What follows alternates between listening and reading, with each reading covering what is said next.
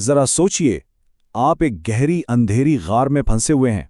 बाहर जाने का इकलौता रास्ता मलबे के ढेर ने बंद कर दिया है और आपके पास सांस लेने के लिए सिर्फ चंद मिनट की ऑक्सीजन बाकी है। ये कहानी है दो गोताखोरों की जो बिल्कुल इसी खौफनाक हकीकत का सामना कर रहे थे। गार में गोताखोरी यानी केव डाइविंग आखिर कितनी खतरनाक हो सकती है? अच्छा, इसका अंदाज़ा यूं लगाइए कि स्विमिंग में हर 1 लाख लोगों में से तकरीबन 2 अमवात होती हैं। बेस जंपिंग में ये नंबर बढ़कर 43 हो जाता है। लेकिन केव डाइविंग, यहाँ हर 1 लाख में से 138 लोग अपनी जान गंवा देते हैं। ये कोई आम खेल नहीं, ये सीधा सीधा मौत और जिंदगी के बीच की एक लाइन है। तो क्या चीज़ है जो इसे आम स्कूबा डाइविंग से इतना अलग बनाती है? देखें, जब आप खुले समुंदर में होते हैं और कोई मसला हो जाए तो आप सीधा ऊपर सतह पर आ सकते हैं, लेकिन एक गार के अंदर आप चारों तरफ से ऊपर नीचे से पत्थरों में कैद होते हैं। अगर ऑक्सीजन खत्म हो जाए, कोई सामान खराब हो जाए या आप रास्ता भटक जाएं, तो बाहर निकलने का कोई दूसरा रास्ता होता ही नहीं। हमारी कहानी का स्टेज है फ्लोरिडा का शार्लेट स्प्रिंग्स क्यू सिस्टम, एक ऐसी जगह जो जितनी खूबसूरत है उतनी ही खतरनाक भी है। ऊपर से देखें तो ये एक बिल्कुल पुरसकून तालाब लगता है, लेकिन इसकी सतह के नीचे सुरंगों और हॉल्स की एक पूरी पेचीदा दुनिया बसी हुई है। यहाँ ओस्काज रिस्ट्रिक्शन जोन जैसी तंग जगहें भी हैं, जहाँ से गुजरते हुए गोताखोरों के कंधे और ऑक्सीजन टैंक दीवारों से रगड़ खाते हैं। मतलब हर एक लम्हा एक नया खतरा है। तो बात है 17 नवंबर 1991 की। एक बहुत ही खुशगवार सुबह थी जब वुडोविल कास्ट प्लान प्रोजेक्ट, जिसे WKPP भी कहते हैं, उसके माहिर गोताखोर एक बड़े मिशन के लिए तैयार थे। ये कोई आम डाइव नहीं थी। पूरी टीम को 4 अलग-अलग ग्रुप्स में बांटा गया था और हर ग्रुप का एक खास काम था। एक टीम सतह पर रहकर सब कुछ मॉनिटर कर रही थी, दूसरी टीम वापसी के लिए इजाफी ऑक्सीजन टैंक्स लगा रही थी, तीसरी टीम रास्ते को महफूज बना रही थी और आखिर में थी एक्सप्लोरेशन टीम। और इस एक्सप्लोरेशन टीम को लीड कर रहे थे बिल और पार्कर, दो बहुत गहरे दोस्त जिन्हें एडवेंचर का जुनून एक साथ लाया था। ये डाइव उनके लिए सिर्फ एक मिशन नहीं था, बल्कि एक नया रिकॉर्ड बनाने का ख्वाब था। मिशन का आगाज बिल्कुल परफेक्ट हुआ। वो तंग रास्तों से निकलकर बड़े बड़े चेंबर्स में पहुंचे तो ऐसा लगा जैसे वो किसी दूसरी दुनिया में आ गए हों। पानी इतना साफ था कि लग रहा था जैसे वो हवा में तैर रहे हों, बिल्कुल आज़ाद। लेकिन उन्हें ये नहीं मालूम था कि जब वो वापसी का सफ़र शुरू करेंगे तो ये आज़ादी एक भयानक कैद में बदल जाएगी। उनका मामूल का वापसी का सफ़र अब बका की जंग बनने वाला था। जब उनके ऑक्सीजन लेवल्स कम हुए तो उन्होंने प्लान के मुताबिक वापसी शुरू की, लेकिन वो इस बात से बिल्कुल बेखबर थे कि जिस गार की तरफ वो लौट रहे हैं वो अब वैसा नहीं रहा था जैसा वो इसे छोड़कर गए थे। अचानक पानी, मट्टी और गाद से भर गया। विजिबिलिटी यानी देखने की सलाहियत बिल्कुल सफ़र हो गई, इतनी कि वो अपने सामने अपना हाथ तक नहीं देख सकते थे।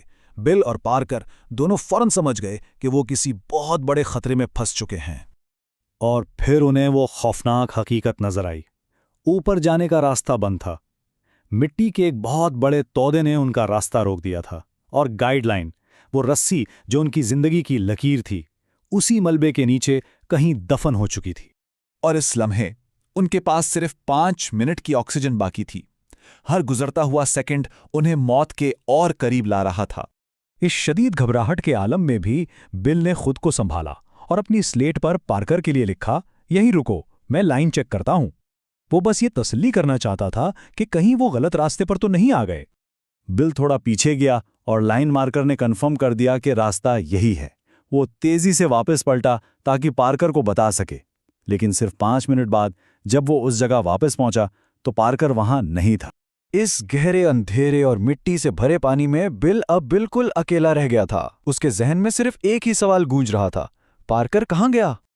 अब बिल की अपनी बका की जंग शुरू हो चुकी थी, अकेले इस गहरे अंधेरे में और तकरीबन खत्म होती हुई ऑक्सीजन के साथ। तभी उसे मलबे के ढेर से पानी का एक हल्का सा बहाव महसूस हुआ। ये उम्मीद की आखिरी किरण थी। इसके पास सोचने का वक्त नहीं था। इसने पागलों की तरह अपने हाथों से मलबा खोदना शुरू कर दिया।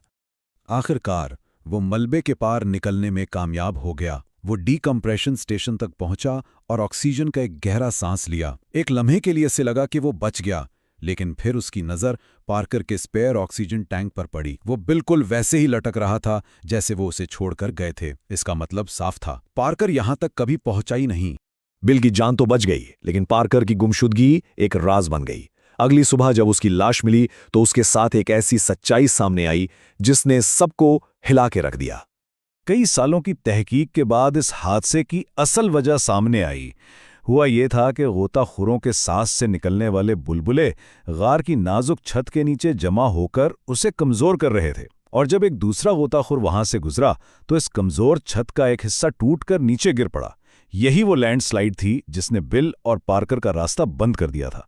लेकिन तहकीक ने एक और राज से पर्दा उठाया, एक ऐसी हकीकत जिसने इस कहानी को हमेशा के लिए बदल दिया। जब बिल लाइन चेक करने के लिए गया था तो पार्कर ने वहां खड़े होकर इंतजार नहीं किया था। वो फौरन समझ गया था कि बाहर निकलने का यही वाहिद रास्ता है। उसने 1 सेकंड भी ज़ाया किए बगैर अपने हाथों से मलबा हटाना शुरू कर दिया। वो ये रास्ता अपने लिए नहीं बना रहा था। वो जानता था कि उसके पास वक्त नहीं है, लेकिन वो ये भी जानता था कि जब बिल वापस आएगा तो उसे निकलने के लिए एक साफ रास्ता चाहिए। उसने अपनी ज़िंदगी के आखिरी लम्हात अपने दोस्त की ज़िंदगी बचाने में लगा दिए।